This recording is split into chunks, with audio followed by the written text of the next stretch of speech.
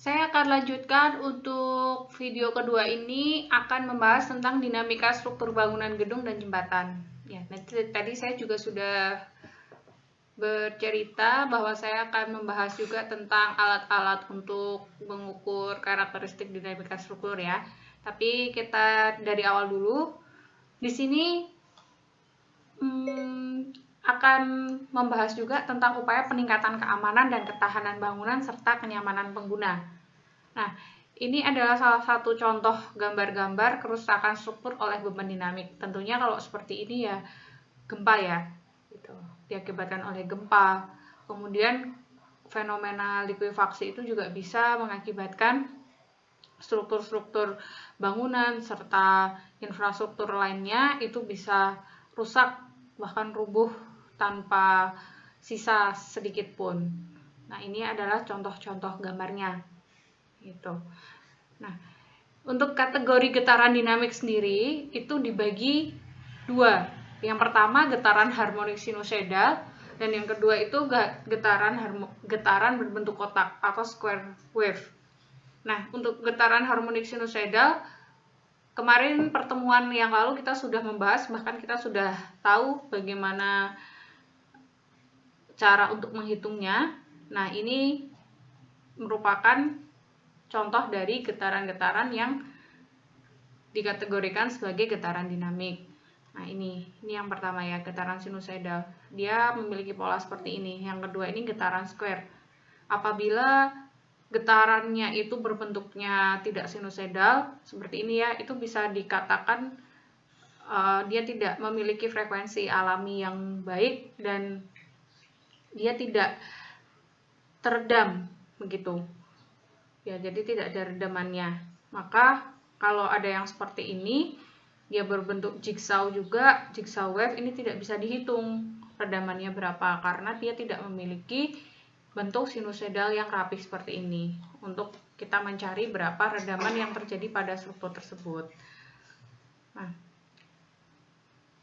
kemudian getaran itu juga memiliki pola ulang. Ya, apabila dia pola ulangnya dia secara terus-menerus, nah itu dia dinamakan getaran pola ulang pada interval waktu yang tetap, yaitu steady state dan exponential decrease. Nah, kalau seperti ini, yang kemarin kita sudah belajar mengenai gelombang dan getaran redaman itu, dia akan berbentuk sinusoidal. Semakin lama, dia akan semakin mengecil. Maka kita bisa tarik garis bantu di atas dan bawah untuk mencari redamannya berapa. Nah, kalau seperti ini kan kita tidak bisa ya, karena dia tidak steady state waktunya. Nah, ini getaran random, getaran sebarang. Itu dia juga terdiri dari pure random dan periodic random. Nah, ini pure random yang nomor 3 dan kemudian periodic random itu seperti ini. Ya, kalau periodic random, dia kalau yang pure random ini benar-benar acak alami. Kalau yang periodik dia ada beberapa waktu yang sama gitu intervalnya. Nah, kemudian untuk media getarannya, getaran dinamik itu media getaran pada struktur itu yang pertama bisa dari tekanan udara berupa letusan bom, kemudian suara knalpot, deru knalpot pesawat, kemudian deru suara drum atau halilintar, itu bisa dikatakan dengan tekanan udara. Yang kedua, ada fondasi bangunan, gempa bumi, kemudian pukulan tiang pancang, getaran kendaraan berat, getaran rel kereta api, dan seterusnya. Kemudian yang ketiga ada struktur utama, yaitu ada tiupan angin, getaran mesin, kemudian lalu lintas kendaraan. Nah, ini juga kemarin ketika saya membahas karakteristik dinamika struktur sudah saya singgung ya. Hari ini saya akan membahas lebih lanjutnya. Nah, parameter getaran sendiri itu ada intensitas atau amplitudo getaran, di mana di situ ada gayanya, ada kesimpangannya, kecepatannya berapa, serta percepatannya. Nah, itu dibandingkan dengan hasil pengukurannya terhadap standar keamanan dan ketahanan serta kenyamanan pada gedung tersebut. Kemudian ada frekuensi alami, yang mana tadi pada video pertama saya sudah mengajarkan kepada kalian bagaimana cara untuk menghitung frekuensi alami, kemudian periode alami, gitu, dan serta frekuensi sudutnya itu berapa. Nah, kemudian yang ketiga ini ada rasio redaman.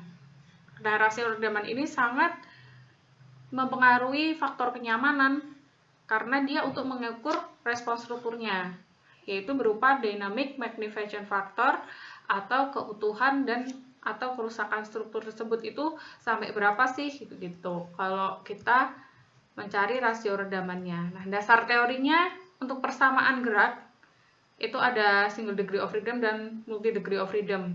Single degree of freedom kita sudah bahas, kemudian untuk multi degree of freedom besok kalau ada waktu lagi ya, waktu kita mungkin bisa berjumpa, kita akan belajar multi degree of freedom. Sayangnya ini waktunya juga sudah tidak cukup untuk membahas multi degree of freedom. Jadi kita hanya belajar single degree of freedom dan macam-macam getaran.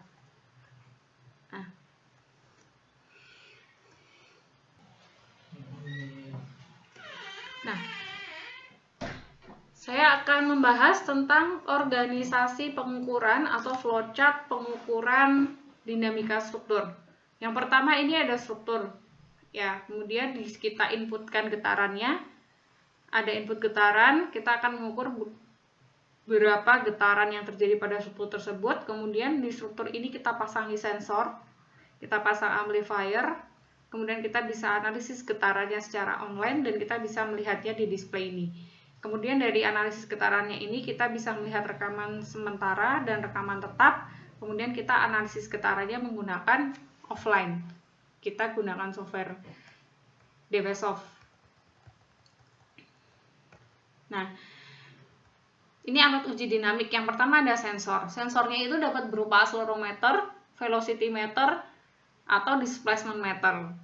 Nah, kemudian yang kedua ada amplifier. Itu dia berfungsi untuk meningkatkan sinyal analog sampai level milivolt, dan bila diperlukan dia itu bisa difungsikan sebagai pentapis sinyal yang tidak diinginkan. Jadi apabila ada frekuensi alami di gedung tersebut, tetapi di samping kanan kirinya itu ada suara-suara asing, misalkan suara kendaraan yang melintas, kemudian ada pukulan pada gedung tersebut. Nah, itu dia bisa menapis sinyal yang tidak diinginkan. Kemudian yang ketiga ada analog digital converter atau data logger.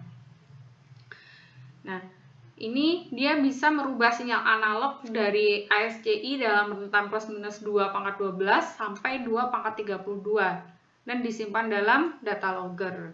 Kemudian ada komputer analisis. Nah, ini adalah gambarnya. Alat uji dinamik sensor. Ya, ini accelerometer. Kemudian ini ADC-nya.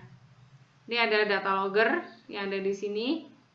Kemudian ini seismometernya, sensornya. Nah, ini kita data loggernya ini. Nah, nanti kita pasangkan ke dalam laptop, ke dalam PC atau ke dalam laptop untuk kita hitung, kita lihat berapa frekuensi alaminya menggunakan software DWSoft. Nah, ini caranya. Yang pertama ini untuk mengukur percepatan, accelerometer, kemudian velocity meter untuk mengukur kecepatannya berapa. Kemudian yang ketiga ini ada penguat sinyal di sini, conditioner atau indikator. Nah, ini contohnya ya, ketika akan melihat berapa frekuensi alami serta getaran yang terjadi pada jembatan.